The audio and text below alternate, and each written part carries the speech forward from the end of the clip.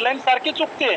तुम्ही गेले 7-8 महिने दावा करत होता 30 जूनपर्यंत कर्जमाफी करू, आता 5 जुलै आला, उद्या कर्जमाफी करणार आहे का? मी काल बोलला होता की 5 जुलैपर्यंत आम्ही कर्जमाफी करणार आहे। निश्चित प्रकारे आमचं ते टार्गेट आहे, परंतु शेवटी आपल्याला माहिती आहे की कुठली एखादी योजना किंवा आपण एखादी कर्ज निर्णय घेतल्यानंतर त्यामध्ये काही घटकांचा समावेश आपल्याला माहिती आहे की यामध्ये थोडे आम्हाला आपल्या विधानसभेमध्ये जे आता पावसाळी अधिवेशन चालू आहे त्यामध्ये जे आपल्याला पुरवणी बजेट आहे त्यामध्ये त्याची रक्कम आहे ते पुरवणी बजेट मंजूर झाल्यानंतर राज्यपाल महोदयांची त्याला सही घ्यावी लागते आणि त्यानंतर ती प्रक्रिया पुढची सुरू होईल। परंतु मी मागाशी आपल्याला 5 जुलै सांगितलेलं आहे, 4-2 दिवस मागे पुढे होतील, पण निश्चित प्रकारे माझ्या शेतकऱ्यांना कर्जमाफी ही लवकरात लवकर देण्याचा निर्णय राज्याचे मुख्यमंत्री देवेंद्र फडणवीस साहेब असतील, एकनाथजी शिंदे साहेब असतील, सुनेत्रावहिनी पवार साहेब असतील यांच्या नेतृत्वाखाली घेतला जाईल। त्याबद्दल माझ्या शेतकऱ्यांनी त्या बाबतीमध्ये अजिबात हे करू नये आणि निश्चित प्रकारे काय नवीन निकष नियम काय शेवटी काही गोष्टी असतात।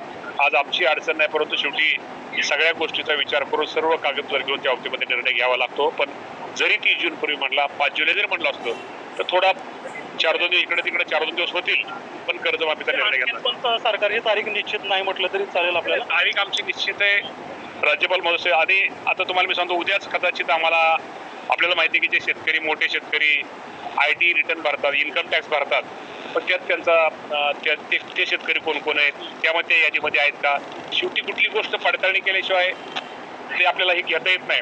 पण निश्चित प्रकारे या राज्यामधली सर्वात मोठी ही कर्जमाफी आणि सर्वात जास्त शेतकऱ्यांना ही कर्जमाफी योजनेचा लाभ घेण्यासाठी पात्रता आहे 1 एप्रिल 2019 ते 31 मार्च 2025 या कालावधीमध्ये घेतलेलं अल्पमुदत पीक कर्ज आहे, तर मग तुम्ही पात्र आहात।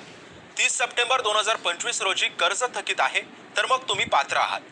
31 मार्च 2026 पर्यंत कर्जाची परतफेड नसेल झाली तर मग तुम्ही पात्र आहात। कर्जाची नियमित परतफेड केली आहे तर मग तुम्ही पात्र आहात। विद्यमान किंवा माजी मंत्री, खासदार, आमदार आहात तर मग तुम्ही पात्र नाही आहात। जिल्हा परिषद, पंचायत समिती, नागरी स्थानिक स्वराज्य संस्थांचे विद्यमान सदस्य आहात तर मग तुम्ही पात्र नाही आहात।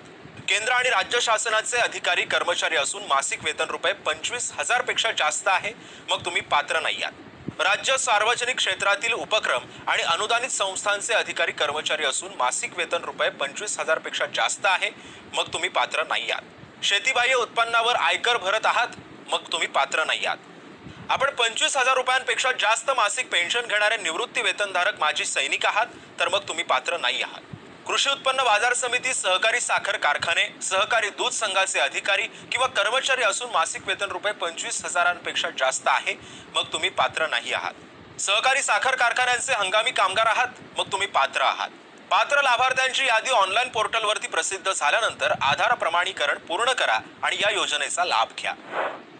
अशाच नवनवीन अपडेटसाठी व्हिडिओला लाईक करा, चॅनलला सबस्क्राईब करा।